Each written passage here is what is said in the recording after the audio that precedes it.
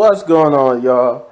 So, fresh off of watching Friday night Smackdown, we got some interesting things that happened on here. First time, a return, setups for next week. Overall, that made for a good show. A good show.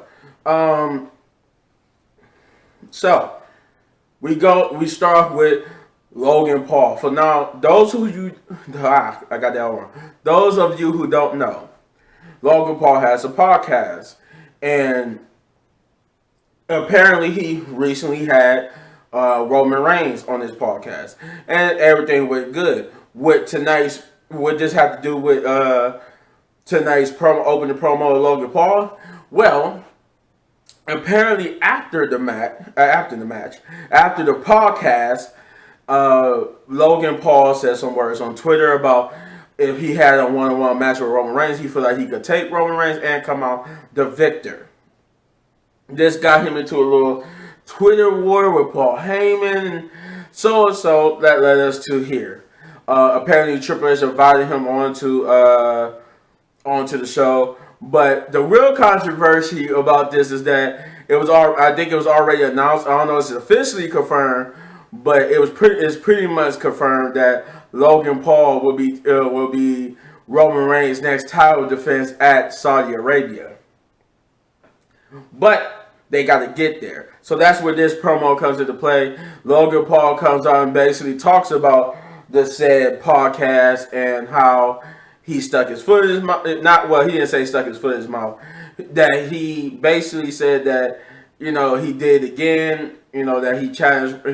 He pretty much said some things that got in the skin of Paul Heyman now, and that about him challenging. And then out comes Paul Heyman. This is what I meant by return. The returning Paul Heyman, who had been seen since being F5 through the table by Brock Lesnar. He basically returned with both Solo Sikoa, who is your new North American champion, along with the Usos and Sami Zayn. And they basically come out to confront Logan Paul. And basically Paul Heyman tells Logan that he needs to make the right decision and not challenge Roman Reigns. Logan Paul said, I didn't really come out here to challenge him. I mean, he said, I see three Samoans plus Sammy, blah, blah, blah. What is y'all afraid of? Y'all afraid that, because he said it was going to be a press conference tomorrow that he set up, and he invited Roman Reigns to be on there.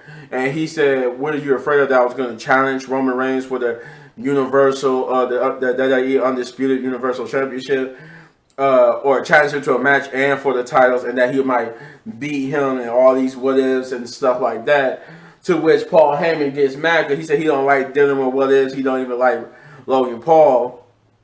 And now he said, I have to handle you. And he says Solo. But Sammy gets a little overzealous, telling Solo that, I got this. Pay, because, basically you got a match or whatnot. Let me handle this. And he tried to not fight, but talk to Logan Paul, and deal with him, telling him, you don't know how things work around here, so let me enlighten you. But Logan will punch Sammy, taking him down, and Logan will taunt Sammy. And then pretty much this led into the first match of the night, because Ricochet would come out, and it was revealed that the first match of the night will be Ricochet versus Sami Zayn. And this will be the start of me saying, wow, they really are going all in with this Sami Zayn being the honorary Uso, at least for right now. Because he actually had the support of the bloodline behind him in his match. They stayed out there at ringside mainly because Logan Paul stayed at ringside as well. But the match itself was good. But it was just like the only thing about the match was that it really wasn't more so about the match. It was just about the characters and play here. But it still got a good impressive outing for Ricochet and Sammy. But the best part of the match was the moment where Jay got overzealous and kept just coming out the heels of everybody keep interfering. All the outside people kept distracting the referee and interfering with the match.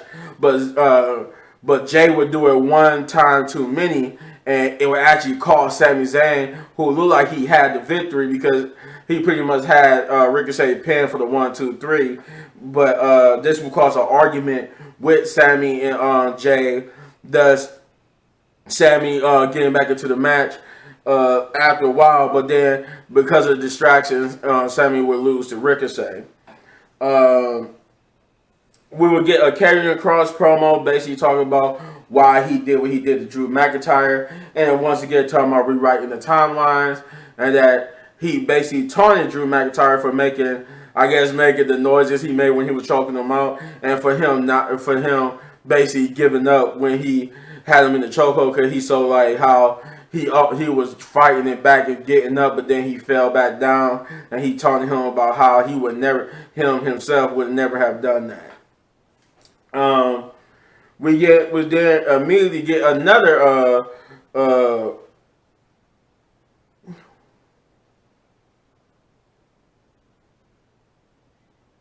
who did we got another promo? I looked at my notes and just was like, wait a minute, hold up. Why do I got this written here? What happened? Because that did happen before the Raquel match. I'm sorry, guys. I'm kind of confused.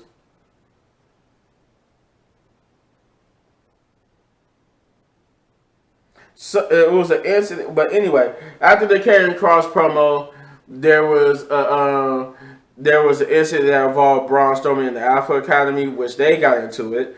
I can't remember what. Honestly, it truly escaped me what happened, but somebody came out and did something right after Karrion Kross. This were I actually remember now. Maximum Male Models. They had a little promo after Karrion Kross, where Karrion Kross, not with Karrion Kross, but after Karrion Kross promo, Maximum Male Models had a promo, and where they were supposed to be modeling some their back to school wear, which is weird because we already did back to school like a month ago.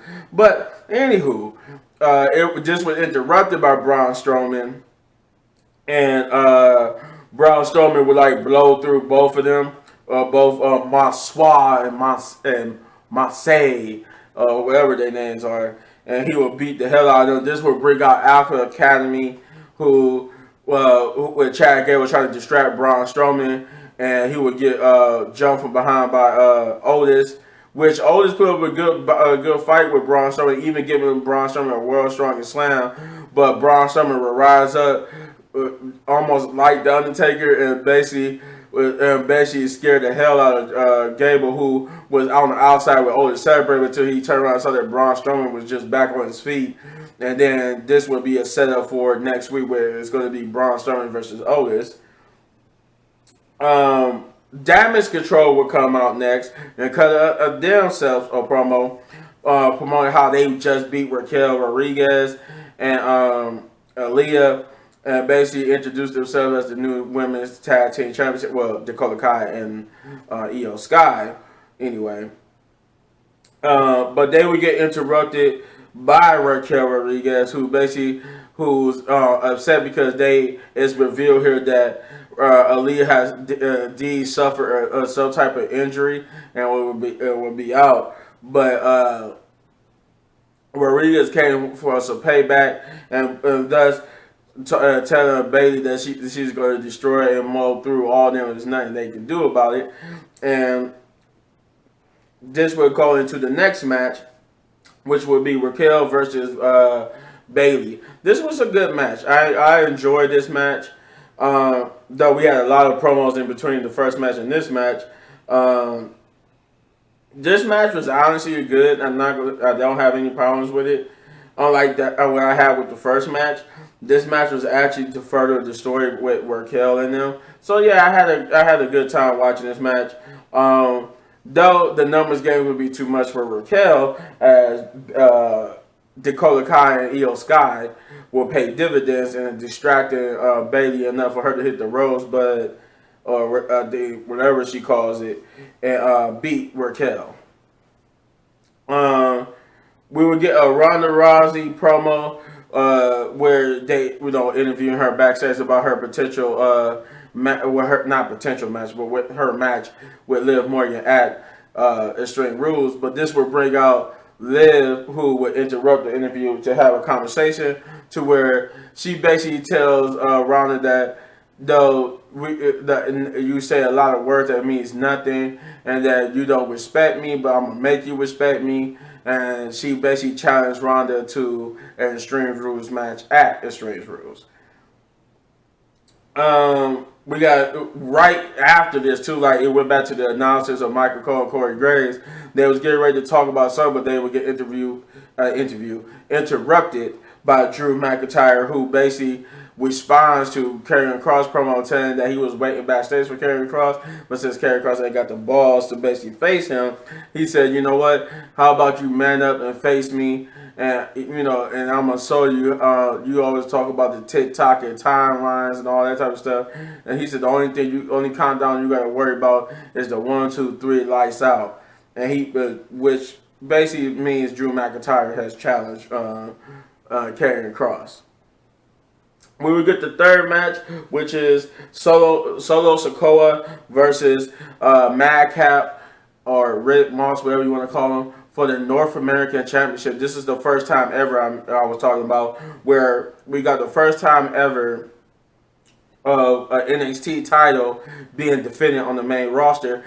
Further proven, I guess, now that with Triple H and him in control, the NXT roster is now reinstated back as the I guess they was like this before the pandemic, but now after so long after the pandemic, they have reinstated the NXT roster as a part of the main rosters.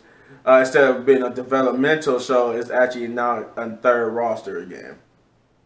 Which that's what I'm guessing anyway. But yeah, we got this was the first. This is the second part of the fight that that Sammy had with Jay and them from earlier, where they was backstage hyping on Sikoa, and they was like, yeah, we're gonna be with you out there. He was like, nah, you ain't messed up you ain't messed up real bad one too many times today, Jay. And he basically sidelined the Usos and told Sammy to come out the ringside with him, which would upset Jay, and Jimmy would just sit there and be like, so okay, you feel big now, huh? Because he choosing you and stuff like that. He had that smirk on his face, like that's what he was thinking. But yeah, so the match itself was good. Sammy paid. This is why I was saying they go all in, because it's like Sami Zayn, instead of them like looking like they actually using Sami Zayn, it's like he's actually a part of the bloodline. It's like I'm starting to believe they're actually going to make him a part of the bloodline, because he's like paying dividends. Like they actually using him good, because he's actually like saving them and protecting them just as much as they would each other. So it's like, and then they talked about how Roman Reigns and it seemed like everybody except for Jay is appreciating what Sami Zayn is doing for them. Sami Zayn, like I said, will pay dividends, and this will lead to Solo Sikoa successfully retaining his North American Championship over Madcap Moss.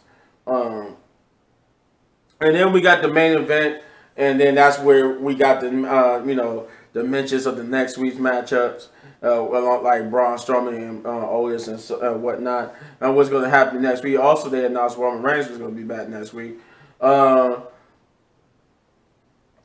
This main event was basically the match we should have got last week on Raw, but it was the Fatal 4-Way Tag Team match to determine the #1 contenders for the Usos and their titles. And this match, it did feature Street Profits, but it seems like they made some changes now. Now it still featured Hit Row, the New Day, but now it features Imperium and the Brawling Brutes. Yeah, I think it was. I know one of them was replaced New Day. I don't know if it was the Brawling Brutes or Imperium. I want to say it was Imperium. I think Imperium replaced the Brawling Brutes. I mean, the Street Profits. I don't know. One of them happened. But anyway, the main event match was good. I enjoyed it. I had no problem with that itself. It was some good old-fashioned tag team fun. And it wasn't like a quick slobber knocker match. It was like, actually was a good, for what it worth, it was a good main eventer. And I thought, I wanted Hit Row to win. I didn't want New Day to win. I like New Day, but they fought the Usos way too many times. I did want Hit Row to win, but I didn't want Imperium to win because it'd be weird to have the two heels, go up against each other. But I did want either the Hit Row or the Braun and Bruce to win, and end up being the Braun and Bruce of Butch and Ridge Holland. With all that being said, this was a good, fun time watching SmackDown. Not too bad and not too great, but it was like it's right there in that middle where it's like it's good, but it wasn't bad. It wasn't bad, but it wasn't great. So it's just right there at good, which means I'm giving this a 7 out of 10 big ups, just because it was a good time watching, and I enjoyed it. But you let me know in the comments down below what you thought of Friday Night SmackDown. And if you enjoyed this video, hit this button right there in the upper right corner for all of my WWE reviews. And if you enjoyed the video so much you want to support the channel, you know what to do. Hit all those buttons, because when you hit those buttons, you acknowledge me as your YouTube tribal chief. And as always, hit these videos for more of my amazing content. But like I said, hit those buttons, do all those great things, because that's how you acknowledge me. Even I guess I gotta get 2 belts for you guys to acknowledge me, because I'm not really all the way the tribal chief of the YouTube. You get it. Peace out.